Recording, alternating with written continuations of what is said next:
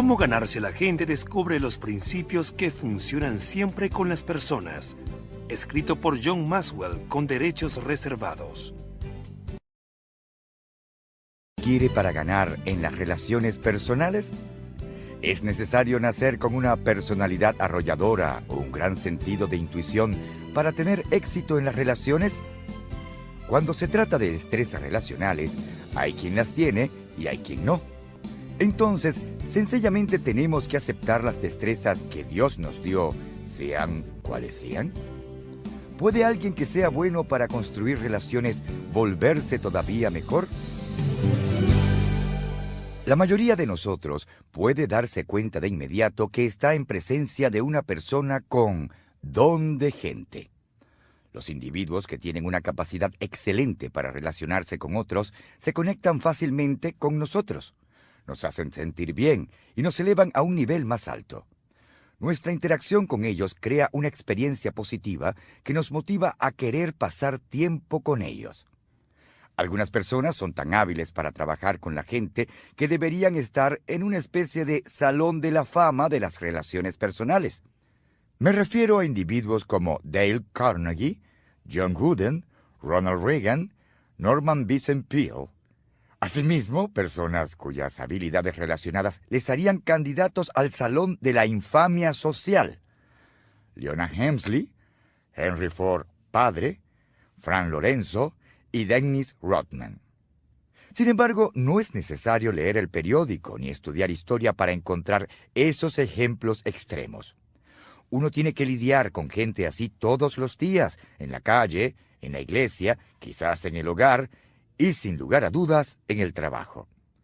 Escuche las siguientes afirmaciones hechas por diferentes personas en solicitudes de trabajo que revelan sus deficiencias en el trato personal. Al director le conviene que yo no tenga que trabajar con gente. La compañía me convirtió en chivo expiatorio, al igual que mis empleadores anteriores.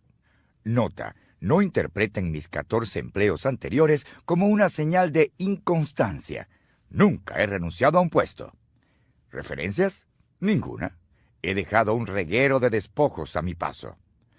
Tal vez piense que alguno de esos candidatos ahora se desempeña en su lugar de trabajo.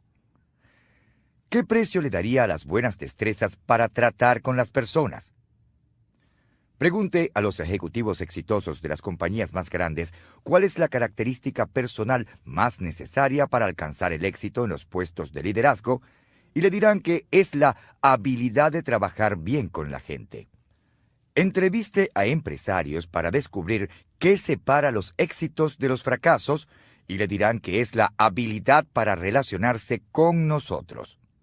Hable con los mejores vendedores y le dirán que el conocimiento de la gente es mucho más importante que el conocimiento del producto. Siéntese a hablar con profesores y artífices, forjadores y dueños de negocios, pastores y padres, y le dirán que las destrezas relacionales hacen la diferencia entre aquellos que se superan y los que no. El don de gente es inestimable porque no importa qué quiera hacer usted, si puede ganarse a la gente, puede ganar en todo. Todos los éxitos de la vida son el resultado de iniciar relaciones con la gente correcta y luego fortalecer esas relaciones con buenas destrezas relacionales. De igual modo, los fracasos en la vida casi siempre pueden atribuirse a fallas en las relaciones personales. A veces, la conexión es obvia. Enredarse con un cónyuge abusivo, un socio corrupto o un familiar vicioso tarde o temprano ocasionará grandes daños. Otras veces el problema es menos dramático, como mantenerse a distancia de un compañero de trabajo con el que uno tiene que interactuar a diario, no poder establecer una relación positiva con un cliente importante o perder oportunidades únicas para alentar a un niño inseguro. Lo cierto es que todos pueden vincular sus éxitos y fracasos a las relaciones que han desarrollado en su vida. ¿Ha tenido que lidiar alguna vez con una persona difícil?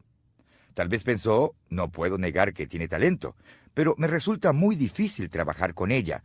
O es un joven brillante, pero parece que no se lleva bien con nadie. Son personas que nunca alcanzan a desarrollar su máximo potencial porque solo son capaces de lograr una fracción de lo que podrían hacer si supieran cómo ganarse a la gente. No entienden que las buenas relaciones son más que la cubierta del pastel en la vida. Son el pastel mismo, la sustancia que necesitamos para llevar una vida exitosa y satisfactoria. Ahora bien, ¿qué deben hacer las personas que no poseen grandes destrezas relacionales? Debo admitirlo, para mí es muy natural establecer y desarrollar relaciones, pues siempre he sido muy sociable. Sin embargo, también me he esforzado en mejorar mis habilidades innatas. En medio siglo he aprendido mucho sobre los demás y sobre mí mismo, y he condensado esas ideas en 25 principios de interacción que cualquier persona puede aprender. Hasta el individuo más introvertido puede aprenderlos y volverse una persona más sociable, en tanto que alguien a quien le guste socializar podrá convertirse en experto en edificación y mantenimiento de relaciones. Digo esto porque son principios de interacción que funcionan en todos los casos. Se aplican sin importar que uno sea joven o anciano, sanguíneo o melancólico, hombre o mujer, empleado o jubilado. Los he practicado durante décadas y los he visto funcionar en docenas de países a los que he viajado en 6 continentes. Como resultado de aplicar estos principios, he optimizado mis probabilidades de éxito con los demás y he desarrollado relaciones positivas y saludables que me han traído éxito profesional y satisfacción personal. Esto no significa que usted tendrá una relación exitosa con todas las personas que se crucen en su camino, ya que no puede controlar la reacción de otra persona hacia usted. Todo lo que puede hacer es convertirse en la clase de persona que otros quieran conocer y con la cual puedan construir una relación significativa. En la vida, las habilidades que usted emplee y las personas con quienes elija relacionarse determinarán su éxito o su fracaso. He dividido los principios de interacción en este libro conforme a 5 factores críticos que debemos tener en cuenta si queremos ganarnos a la gente. Primero, disposición. ¿Estamos preparados para las relaciones? Segundo, conexión. ¿Estamos dispuestos a enfocarnos en los demás? Tercero, confianza. ¿Podemos desarrollar la confianza mutua? Cuarto, inversión. ¿Estamos dispuestos a invertir en otros? Quinto, sinergia. ¿Podemos crear relaciones en las que todos salgamos ganando? Aprenda y practique los principios de interacción y podrá dar respuesta afirmativa a todas estas preguntas. De este modo alcanzará el éxito en las relaciones personales porque será capaz de desarrollar relaciones sanas, eficaces y satisfactorias. Y usted tiene la oportunidad de convertirse en la clase de persona que también hace exitosos a los demás. ¿Qué podría ser mejor que eso?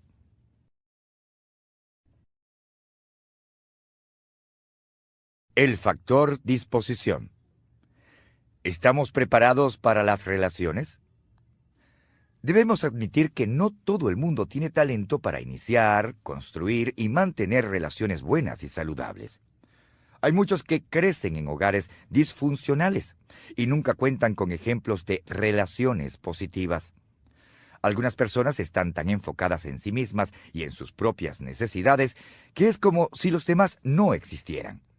Otros han sido tan lastimados en el pasado que ven el mundo entero a través del filtro de su dolor, y debido a todo lo que ignoran sobre las relaciones personales, no se conocen a sí mismos ni saben cómo relacionarse con otros de forma saludable. Se necesitan personas con destrezas relacionales saludables para construir relaciones excelentes. Ese es el punto de partida para todo. Creo que existen ciertos fundamentos indispensables para preparar bien a la gente para las relaciones. Estos determinan el éxito en el factor disposición. Los componentes esenciales están contenidos en los siguientes 5 principios de interacción. El principio del lente. Quiénes somos determina cómo vemos a los demás. El principio del espejo. La primera persona que debemos examinar, nosotros mismos.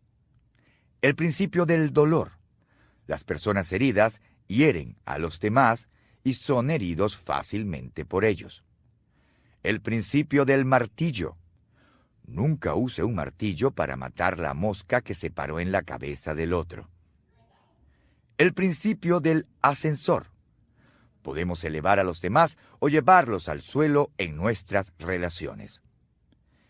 La persona que carezca de alguno de estos componentes esenciales no estará bien preparada para las relaciones y como resultado tendrá problemas recurrentes al trabajar con otros. Si usted o alguien que usted conoce parece incapaz de construir la clase de relaciones positivas que todos los seres humanos desean, la razón puede ser un problema de disposición. Al aprender estos 5 principios de interacción, usted se preparará para la creación de relaciones positivas y saludables. El principio del lente. Quiénes somos determina cómo vemos a los demás. La pregunta que debo responder es, ¿cuál es mi percepción de los demás? Un viajero que se acercaba a una ciudad grande preguntó a un anciano sentado junto al camino, ¿cómo es la gente en esta ciudad? ¿Y cómo eran allá de donde usted viene?, preguntó el hombre. Terribles, contestó el viajero. Desconsiderados, deshonestos, detestables en todo sentido. Ah, dijo el anciano. Esa es la clase de gente que va a encontrar en esta ciudad. Apenas acababa de irse el viajero cuando llegó otro a averiguar sobre la gente de esa ciudad. De nuevo el anciano le preguntó cómo era la gente en el lugar que acababa de dejar el viajero. Era gente honesta, decente, trabajadora y generosa, declaró el segundo viajero. Me dio tristeza dejar el lugar. Pues esa es la misma clase de gente que encontrará aquí, respondió el anciano. La manera como vemos a los demás es un reflejo de nosotros mismos. Si soy una persona que confía en los demás, les veré como personas confiables. Si critico a los demás, veré a los demás como mis críticos. Si me intereso en los demás, les veré como gente compasiva. Su personalidad se trasluce cada vez que usted habla acerca de los demás e interactúa con ellos. Alguien que no le conozca podría decir mucho acerca de usted basándose en una simple observación. Todos tenemos un marco de referencia personal que proviene de nuestras actitudes, presuposiciones y expectativas en cuanto a nosotros mismos, a otras personas y la vida en general. Estos factores determinan si somos optimistas o pesimistas, alegres o depresivos, confiados o sospechosos, amistosos o reservados, valientes o tímidos. Lo que uno enseñe se deriva de cómo ve la vida, y nuestra manera de ver la vida se deriva de quiénes somos. Hace unos años tuve la oportunidad de enseñar liderazgo al equipo profesional de fútbol americano de San Luis, Missouri. El equipo me invitó a asistir después a uno de sus partidos y me permitieron sentarme con las esposas de los entrenadores y jugadores. Me senté junto a Kim Maxco, esposa del entrenador asistente de los Rams de San Luis, John Maxco. Mientras hablábamos, le pregunté sobre todas las ciudades en que había vivido para saber cuál era su favorita. Ella había vivido en muchos estados: Ohio, Carolina del Norte, Arizona, California, Nueva York y Missouri. Su respuesta fue: me gusta donde vivo ahora. ¿Así que San Luis es su ciudad favorita?, le pregunté. No, eso no fue lo que dije. Mi lugar favorito es donde quiera que esté viviendo en el momento, volvió a responder. Es una decisión. ¡Qué actitud tan admirable! Si usted puede mantener una perspectiva semejante, siempre verá la vida bajo una luz positiva. ¿Qué factores contribuyen a determinar quién es usted? Muchos, por supuesto, pero estos son los 5 que considero más importantes. Primero, genética. Cuando Margaret y yo éramos jóvenes e ingenuos, creíamos que la genética tan solo jugaba un papel secundario en la constitución de una persona. Pensábamos que el ambiente era responsable en un 98% por lo que llegara a ser una persona.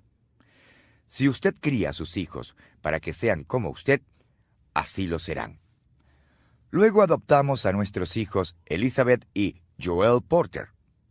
Descubrimos que la crianza, el desarrollo del carácter, la educación y la instrucción espiritual son factores importantes, pero algunas cosas son parte intrínseca de la gente y van a permanecer allí, sin importar en qué ambiente se desarrollen. Su constitución genética puede ser tanto buena como mala noticia para usted. Hay algunas cualidades y características que usted recibió al ser creado que son maravillosas. Y esto es cierto para cada ser humano en el planeta. Sin embargo, también hay cosas que a usted no le gustan. Es posible que le toque aprender a vivir con ellas. Pero en lo relacionado con el carácter, preste mucha atención a sus debilidades. En lo relacionado con los talentos, enfóquese en sus puntos fuertes. En esto no tenemos opciones, porque nadie puede cambiar sus genes. Sin embargo, de los 5 factores principales que determinan quién es usted, es el único que no puede cambiar con sus decisiones, mientras que los otros 4, por lo menos en cierta medida, dependen de usted. Segundo, imagen personal. La gente es como el agua. Cada uno encuentra su propio nivel. Una persona con una imagen negativa de sí misma esperará lo peor, dañará sus relaciones y encontrará a otros que también sean negativos. Aquellos que tienen una imagen positiva de sí mismos esperarán recibir lo mejor en la vida, y aquellos que tienen una imagen personal positiva y fidedigna tendrán mayor probabilidad de alcanzar el éxito, ver a los demás como exitosos en potencia y relacionarse con otras personas exitosas. Tercero, experiencias en la vida. Piensa en algunas de sus experiencias de la infancia. Si tuvo grandes éxitos deportivos, es probable que se hayan vuelto una parte importante de su vida. Si hacía amigos con facilidad, es probable que ahora disfrute la compañía de la gente. Si fue descuidado o maltratado, esto ha tenido otra clase de efecto en su vida. Todo lo que usted ha experimentado contribuye a definir quién es usted ahora. Nosotros no escogemos todas las experiencias de nuestra vida, y esto es en particular muy cierto sobre nuestra infancia. Sin embargo, sí elegimos muchas de las experiencias que tenemos ahora. Elegimos a la persona con quien nos casamos, elegimos nuestros trabajos, elegimos dónde nos vamos de vacaciones, si vamos o no a hacer ejercicio y qué queremos aprender. Además, las personas que vivieron una infancia difícil deciden si procurarán tener experiencias que mejorarán su manera de vivir y pensar. No podemos deshacer nuestro pasado, pero sí podemos reprogramarnos con experiencias nuevas. Cuarto, actitud y decisiones frente a esas experiencias. Todavía más importante que escoger nuestras experiencias es decidir qué actitudes tendremos en cuanto a las experiencias que tenemos. Como ya mencioné, tenemos un control muy limitado sobre lo que experimentamos, pero sí tenemos control completo sobre nuestras actitudes. Que nuestra perspectiva sea positiva o negativa, expectante o vacilante, abierta o cerrada, es 100% una decisión nuestra. Quizás no pueda cambiar el mundo que veo a mi alrededor, pero puedo cambiar lo que veo dentro de mí. Creo que la actitud es la segunda decisión más importante que uno hace en la vida. La más importante es la fe. Su actitud le edificará o le destruirá. No es el resultado de su nacimiento, sus circunstancias o su cuenta bancaria. Es pura cuestión de su voluntad para elegir. Quinto, amistades.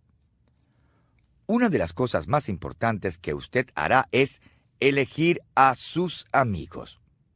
Como padres, Margaret y yo observamos con mucha atención los amigos que eligieron nuestros hijos. Sabíamos que la gente positiva y de carácter íntegro sería una buena influencia para ellos. La gente negativa con carácter cuestionable sería un lastre en sus vidas.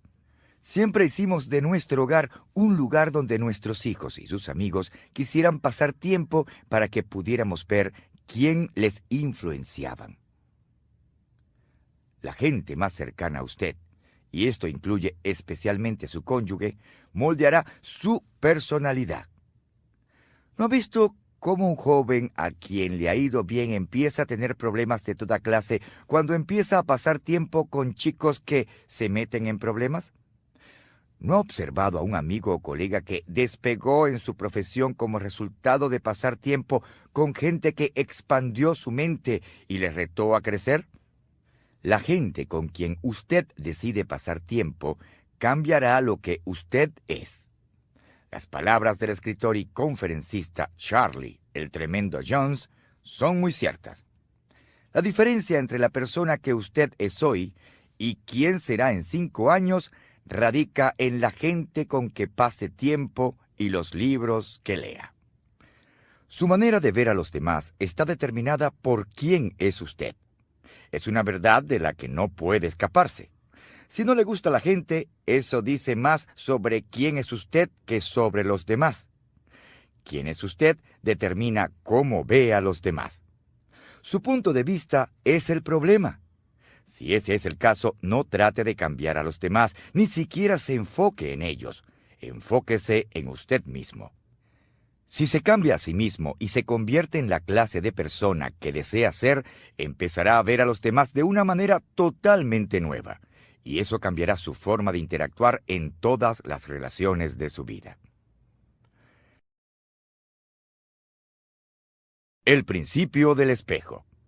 La primera persona que debemos examinar, nosotros mismos. ¿Me he examinado a mí mismo o a mí misma y he asumido la responsabilidad por quién soy? ¿Ha conocido a alguien que sea el peor enemigo de sí mismo, que siempre se las arregló para sabotearse cuando el éxito estaba a su alcance o que no haya podido mantener un empleo? Algunas de estas personas poseen gran potencial, pero siempre se frustran a sí mismas. Claro, esto no significa que todos los que tienen ese problema no salgan adelante en la vida.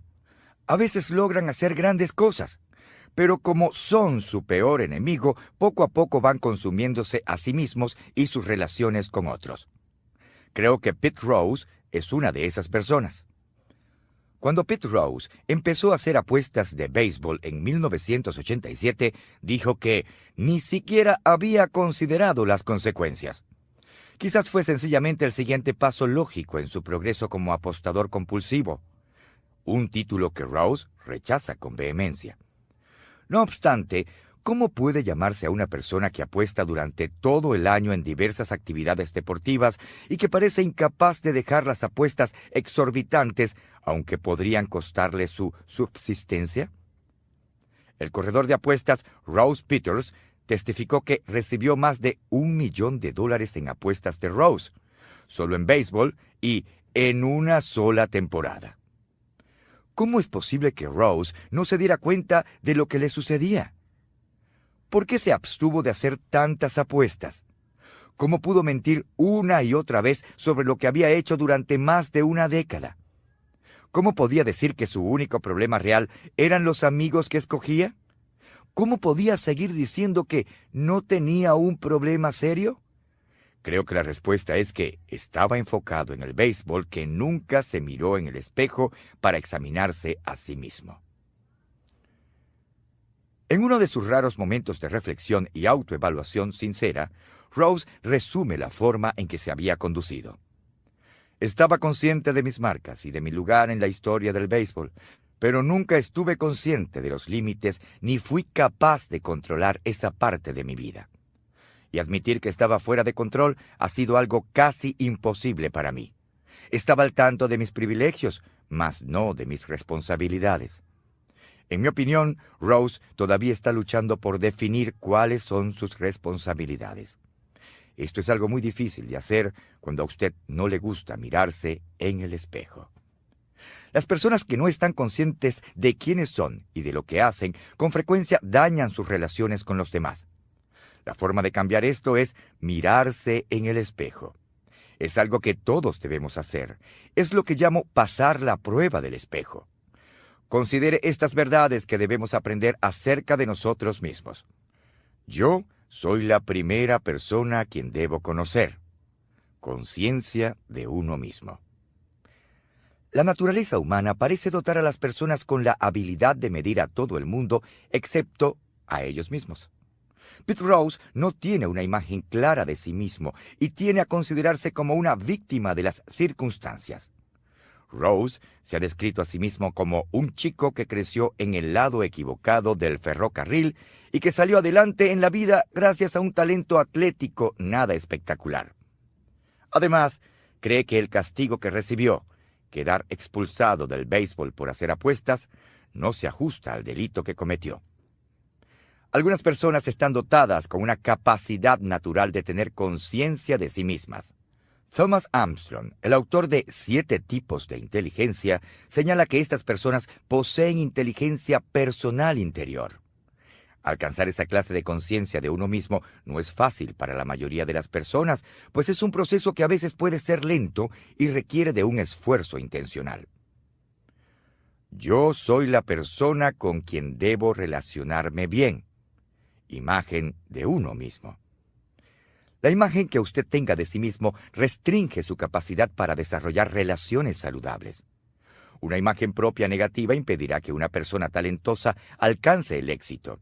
Y aunque una persona con una imagen deficiente de sí misma logre algún éxito, este no durará, pues tarde o temprano la persona se bajará al nivel de sus propias expectativas. En cierto sentido, es una especie de tributo a la confianza de Pete Rose en sí mismo que su falta de autoconciencia no le haya afectado mucho antes.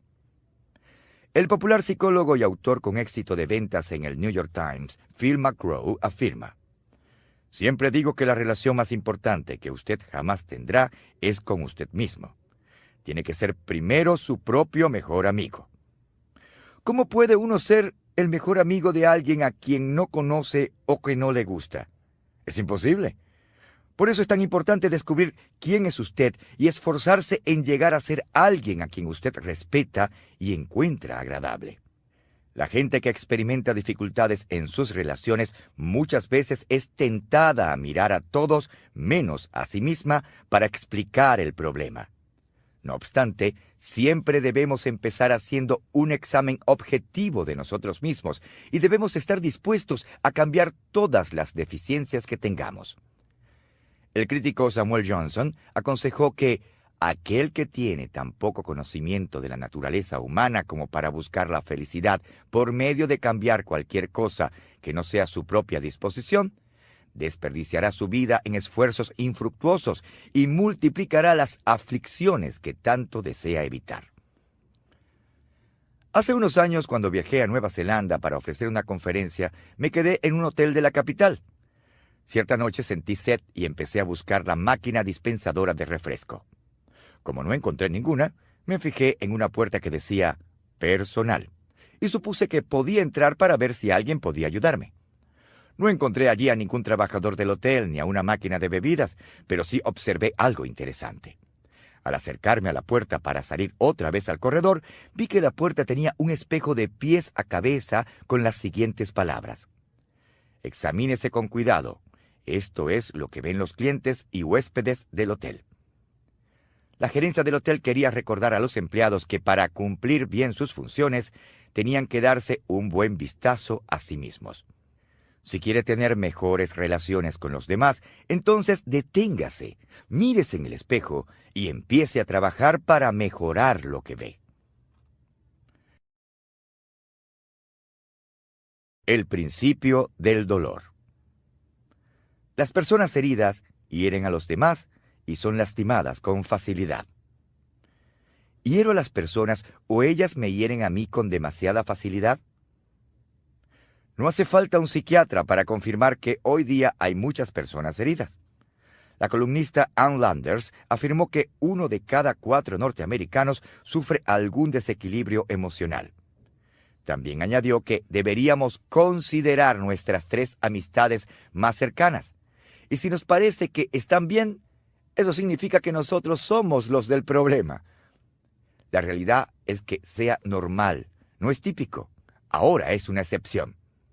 Por supuesto, el hecho de que tanta gente viva con heridas sin sanar no es un fenómeno nuevo. En el siglo XIX, el filósofo Arthur Schopenhauer comparó la raza humana a una manada de puercos espines en una fría noche de invierno. Cuanto más fría es la noche, más nos acercamos para calentarnos, pero entre más nos acercamos, más daño nos hacemos unos a otros con las espinas. Así, en la noche solitaria del invierno terrestre, llega el momento en que empezamos a separarnos y a deambular por nuestra propia senda hasta que morimos congelados en nuestra soledad. Schopenhauer era bastante pesimista, y a diferencia de él, creo que hay esperanza para todos. Sin embargo, también sé que no podemos ser ingenuos en cuanto a la situación de la gente. Una gran cantidad de individuos está alimentando heridas profundas. El poeta alemán Hermann Hesse escribió: si detestas a una persona, detestas algo en él o ella que es parte de ti mismo. Lo que no es parte de nosotros no nos molesta. Estoy de acuerdo con su punto de vista. Cuando una persona herida explota, es en respuesta a lo que sucede en su interior, más que a lo que sucede a su alrededor. Es porque siente o cree que hay algo negativo dentro de ella. El problema es que la gente que no cree en sí misma nunca triunfará y también impedirá el éxito de quienes le rodean. A comienzos de mi carrera pastoral, hice muchas sesiones de conserjería, algo que después delegué a otros miembros del equipo porque no tenía el temperamento adecuado para hacerlo. Sin embargo, en el transcurso de los años, he aconsejado a suficientes parejas heridas como para observar que su interacción casi siempre sigue el mismo patrón. Uno de los 2 cónyuges vomitaba emocionalmente, y luego el otro lo limpiaba. Lo vi pasar una y otra vez. Y siempre el individuo más herido era el que hacía más daño a la otra persona. Las personas heridas no solo hacen daño a otros, sino que también son lastimados fácilmente por otros. Mi amigo Kevin Myers lo ilustra de esta manera. Si alguien tiene una astilla en el dedo y la deja allí, el dedo no solo duele, sino que se inflama e infecta. Después, si otra persona tan solo lo roza al pasar, el individuo se retuerce de dolor y exclama: ¡me lastimaste! No obstante, la realidad es que el problema no es con la persona que se topó con el dedo inocentemente. Es con la persona que tiene la astilla encarnada y que no se ha encargado de curar la herida. El dolor emocional opera de forma similar.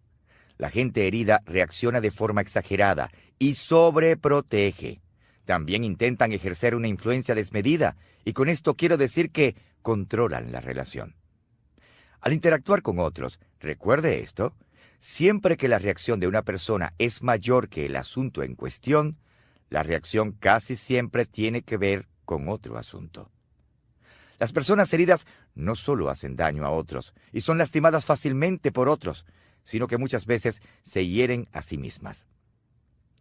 En una vieja rutina cómica sale un sabelotodo al que le encanta sermonear a su amigo en la estación donde esperan cada mañana para tomar el tren. En cada oportunidad, el sabelotodo habla mientras golpea el pecho de su amigo con el dedo. Por supuesto, esto no le cae muy bien al otro hombre, así que un día decide ponerle punto final. Al día siguiente, de camino a la estación, se encuentra con un tercer amigo y dice: ya me harté de que ese sabelotodo me sermonee todo el tiempo y me golpee el pecho con el dedo. Hoy voy a tomarlo por sorpresa. ¿Qué vas a hacer?, le pregunta el amigo. El primer hombre abre su abrigo para revelar 3 tacos de dinamita que tiene atados al pecho. Hoy, cuando me empiece a golpear, dice con una sonrisa, se le va a caer la mano con el estallido. La gente herida es igual. Le hacen daño a otros, pero las personas que hieren con más frecuencia y más profundo son ellos mismos. Si usted tiene que tratar con una persona herida, algo que todos tenemos que hacer en algún momento, le aconsejo hacer lo siguiente. No lo tome como algo personal. La gente herida encontrará una ofensa donde no haya ninguna. Si usted sabe que no ha hecho nada malo, recuerde que no importa qué digan otros sobre usted, sino lo que usted crea sobre usted mismo. Puede disculparse por el dolor que sientan y tener compasión por su estado, pero no debe tomarlo como algo personal. Eso puede ser difícil, incluso para una persona con una imagen saludable de sí misma, pero vale la pena el esfuerzo. Busque el problema más allá de la persona. Usted haría bien en tratar de ver más allá de la persona y sus acciones hirientes para ver cuál es la causa real del dolor. Así no pueda descubrir la fuente del problema, este plan le ayudará a abordar a la persona con mayor compasión. Mire más allá de la situación. ¿Alguna vez sintió temor de hacer una llamada telefónica para dar una mala noticia, no tanto por la noticia misma, sino porque temía la reacción de la persona al otro lado de la línea? Apenas la semana pasada, mi esposa y yo tuvimos que hacer una de esas llamadas. Habíamos planificado el fin de semana, pero las cosas cambiaron al último minuto. Tuvimos que llamar a un amigo que sería afectado negativamente por el cambio imprevisto. Detestamos tener que hacer la llamada, no porque la noticia fuera tan mala, sino porque la persona no era muy fuerte en sus emociones y sabíamos que reaccionaría mal. En esos casos, trate de no enfocarse en la situación. Solo recuerde que no importa qué le sucede a usted, sino qué sucede en usted. Trate de elevarse por encima de la turbulencia emocional que la otra persona pueda generar. No añada a su dolor. La inclinación natural de muchas personas es contrarrestar el fuego con fuego y el dolor con dolor. Sin embargo, desquitarse de una persona herida es como patear a un hombre caído. El estadista Sir Francis Bacon dijo: «Esto es cierto, que un hombre consumido por la venganza mantiene sus heridas frescas, las cuales, de no ser así, sanarían y a él le iría bien». Si alguien estalla con rabia contra usted, lo mejor es perdonarle y seguir adelante. Ayúdeles a encontrar ayuda. El gesto más amable que usted puede brindar a las personas heridas es tratar de conseguirles ayuda. Algunas personas no quieren lidiar con sus problemas y usted ciertamente no debe procurar que reciban ayuda a la fuerza, pero siempre puede optar por extenderles una mano. El proceso de sanidad puede tomar mucho tiempo, como sucedió con Tom, pero se sabe de gente muy amargada que ha podido superarse. Al principio de este capítulo se formuló esta pregunta: ¿hiero a las personas o ellas me hieren a mí con demasiada facilidad? Si su pregunta fue afirmativa, entonces necesita responder una segunda pregunta. ¿Estoy preparado para trabajar en mis problemas y superar mi dolor? Esta es la clave. La mayoría de la gente quiere una cura instantánea, algo que les proporcione alivio momentáneo. Por eso es que algunos optan por estallar con improperios, ya que hacerlo les hace sentirse mejor temporalmente.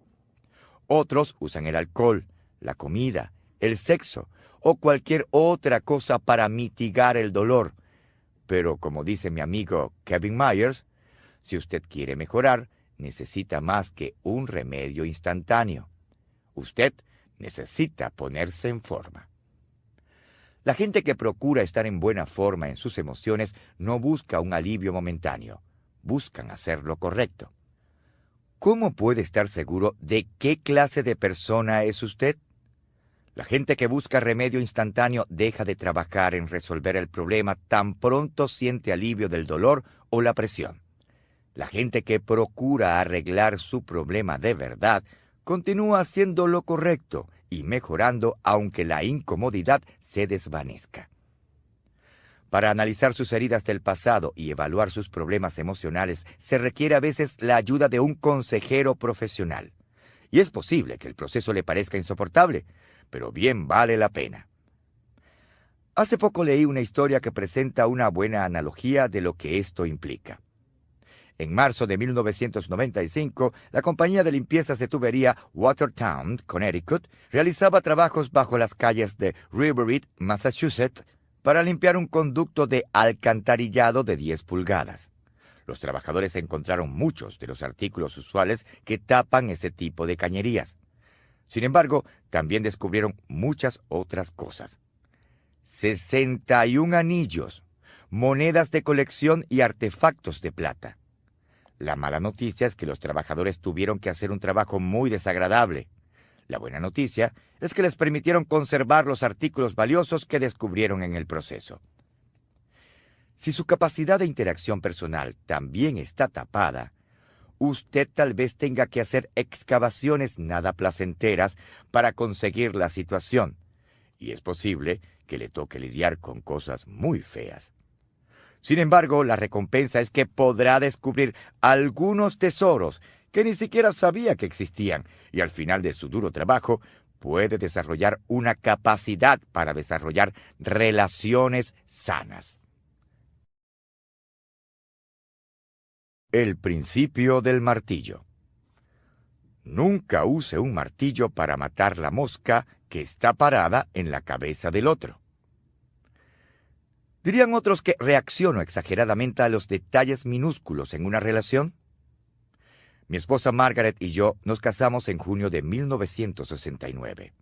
Y como la mayoría de las parejas, creíamos con gran ingenuidad que todo iría de maravilla de allí en adelante. Por supuesto, no pasó mucho tiempo antes de que nos viéramos enfrascados en los desacuerdos leves que todas las parejas experimentan, en especial cuando apenas empiezan a ajustarse a la vida matrimonial. Como la mayoría de la gente, yo pensaba que tenía la razón casi todo el tiempo, y se lo hacía saber a Margaret. Siempre he sido bueno para hablar, y como puedo ser muy persuasivo, utilicé mis habilidades para ganar las discusiones. Nunca alzamos la voz ni nos gritamos el uno al otro, pero siempre me aseguraba de salir ganando. El problema era con mi metodología. Margaret siempre salía perdiendo. Hicimos muchas cosas durante esos 2 primeros años de matrimonio. Por esa situación se mantuvo siempre igual. Sin darme cuenta, le estaba ocasionando daños emocionales a Margaret. Si estábamos en desacuerdo, yo tenía una reacción exagerada y sin proponérmelo ponía otro ladrillo en el muro que se estaba levantando entre los dos. Yo me di cuenta de que ganar a cualquier costo pondría en peligro nuestro matrimonio. Un día Margaret hizo que me sentara, me contó cómo se sentía cada vez que discutíamos y explicó lo que eso le estaba haciendo a nuestra relación. Fue la primera vez que entendí que había puesto mi prioridad de ganar las discusiones por encima de ganarme la relación con mi esposa. A partir de ese momento decidí cambiar, tras entender que tener la actitud correcta era más importante que tener las respuestas correctas. Suavicé mi método, empecé a escuchar más y dejé de convertir los detalles en problemas grandes. Con el paso del tiempo, el muro que se había empezado a levantar se vino abajo y empezamos a construir puentes. Desde aquella época he hecho un esfuerzo consciente de iniciar la conexión siempre que entro en conflicto con alguien. Admitámoslo, debido a sus personalidades, algunas personas están más inclinadas a usar un martillo, aun cuando otra herramienta más tersa pueda hacer el trabajo bien. Trato de aplacar mi conducta con el uso de las 4 T. Quizás usted quiera usarlas cuando se encuentre en una situación similar. Primera, toda la información. ¿Salta usted a conclusiones mucho antes de que terminen de presentarle un problema dado? Esto nos sucede con frecuencia a los que tenemos personalidad fuerte. Por eso es que me he adiestrado a mí mismo para seguir un proceso que me impida martillar con respuestas a la gente antes que terminen de formular sus preguntas. Cuando alguien comparte su punto de vista conmigo, yo trato de escuchar, hacer preguntas, volver a escuchar, hacer más preguntas, escuchar un poco más y, por último, responder. he descubierto que si me detengo lo suficiente, tengo mayor probabilidad de dar respuestas pacientemente y de manera apropiada.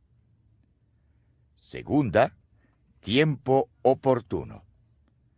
Hace poco leí una cita atribuida al señor Dan Sadra que decía: «Lo que cuenta es lo que haces, no cuando lo haces». Esto no siempre es verdad. Si el general no ordena el ataque en el momento preciso, la batalla se pierde. Si el padre no se apresura a llevar a su hijo accidentado al hospital, puede costarle la vida. Si usted no se disculpa con alguien tras haberle ofendido, se arriesga a perder la relación. Actuar en determinado momento es tan importante como emprender la acción correcta. Incluso es importante discernir cuando no se debe actuar. La famosa anfitriona y escritora Lady Dorothy Neville hizo la siguiente observación: «El arte verdadero de la conversación no consiste solo en decir lo correcto en el lugar correcto, sino también en dejar de decir lo incorrecto en el momento en que nos sentimos tentados a decirlo». Me parece que la causa más común de la inoportunidad en las relaciones son los motivos egoístas. Si tiene hijos pequeños, póngase a pensar en los momentos inoportunos que escogen. Esto se debe a que, por lo general, solo piensan en ellos mismos. Por esa razón, cuando nos molestamos por detalles menores, nuestro objetivo número 1 debe ser dejar a un lado nuestra agenda personal y construir la relación. Si ha examinado sus motivos y tiene la certeza de que son buenos, entonces usted necesita hacerse 2 preguntas para determinar si sus acciones son oportunas. En primer lugar, ¿estoy listo para confrontar? Esta es una respuesta muy fácil de responder, porque es cuestión de saber si usted realmente ha cumplido su parte. La segunda es más difícil. ¿Está la otra persona preparada para oírme? Si usted ha cimentado una buena base relacional y ustedes dos no están inmersos en el ardor de la batalla, entonces la respuesta puede ser afirmativa. A veces la gente responde a nuestras actitudes y acciones más que a nuestras palabras. Muchos conflictos por cosas insignificantes ocurren porque la gente emplea un tono de voz incorrecto. El escritor de Proverbios declaró: «La blanda respuesta quita la ira, mas la palabra áspera hace subir el furor». ¿No ha confirmado la veracidad de esta frase en su propia experiencia? De no ser así,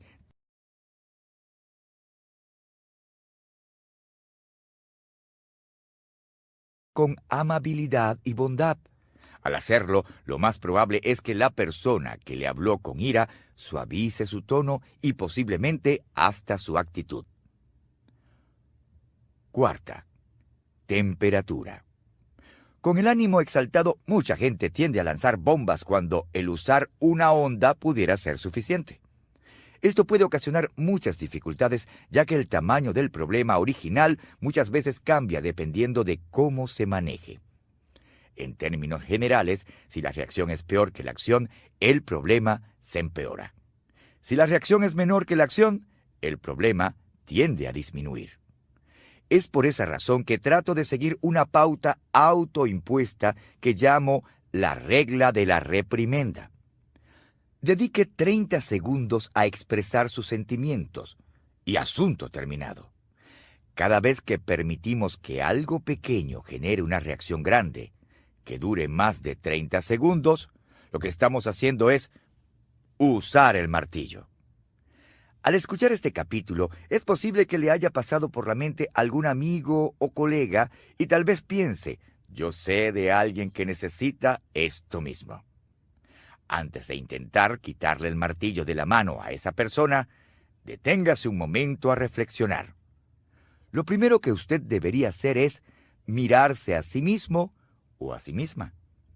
El problema con la mayoría de los individuos que usan el martillo todo el tiempo es que tal vez no sepan lo que hacen.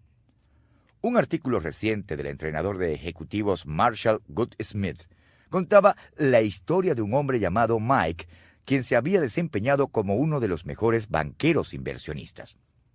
A Goldsmith le pidieron que le ayudara porque nunca soltaba el martillo.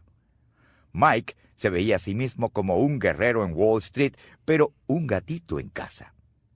Walt Smith le dijo a Mike que llamara a su esposa para que ella confirmara la evaluación que él había hecho de sí mismo.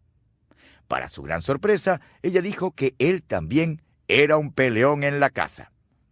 Después que los hijos confirmaron esa evaluación negativa, Mike por fin empezó a verse como le veían los demás.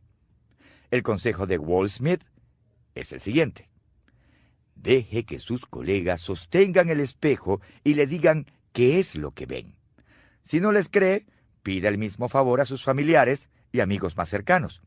Si lo hace, descubrirá si trata o no a los demás como personas o como clavos. Si es lo segundo, usted necesita hacer un cambio.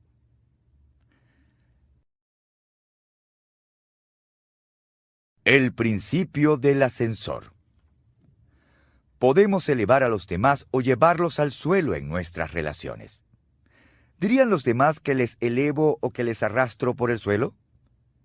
La gente o bien valora a los demás y aligera su carga al elevarse de este modo, o restan valor a los demás al pensar solo en sí mismos y arrastran a la gente por el suelo en el proceso. Pero yo llevaría el concepto un paso más adelante. Creo que la intensidad con la que elevamos o arrastramos a otros puede determinar que existen realmente 4 tipos de personas en cuanto a relaciones se refiere. Primero,